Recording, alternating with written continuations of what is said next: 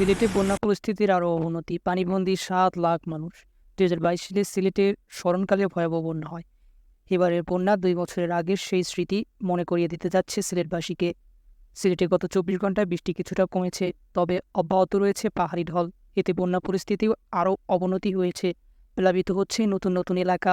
বুধবার ১৯ জুন সকাল পর্যন্ত পানিবন্দী আছেন প্রায় ৭ লাখ মানুষ।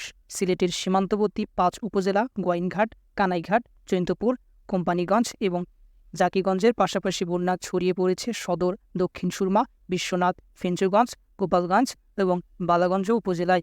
এসব উপজেলার নতুন নতুন এলাকা প্লাবিত হচ্ছে। সিলেট জেলা প্রশাসনের তথ্য মতে গতকাল মঙ্গলবার সকাল পর্যন্ত নগরের ২১ ওয়ার্ড এবং জেলার ১,৩২৩টি গ্রাম প্লাবিত হয়ে পড়েছে। এতে ৬,৭৫,৯৩৭ জন মানুষ বন্যায় আক্রান্ত হয়েছে। এর মধ্যে নগরের ১.৫ লক্ষ লোক পানিবন্দী। জেলা ও নগর মিলিয়ে ৬২৭টি আশ্রয়কেন্দ্র খোলা হয়েছে। এর মধ্যে নগরে ৮০টি। এসব আশ্রয়কেন্দ্রে ১৭,২৮৫ জন মানুষ আশ্রয় নিয়েছে বলে জানিয়েছেন জেলা প্রশাসক। পানি উন্নয়ন বোর্ড সিলেটের তথ্য অনুযায়ী বুধবার সুরমা নদীর কানাইঘাই পয়েন্টের সুরমা নদীর পানি বিপদসীমার ৯১ সেন্টিমিটার উপর দিয়ে প্রবাহিত হচ্ছে।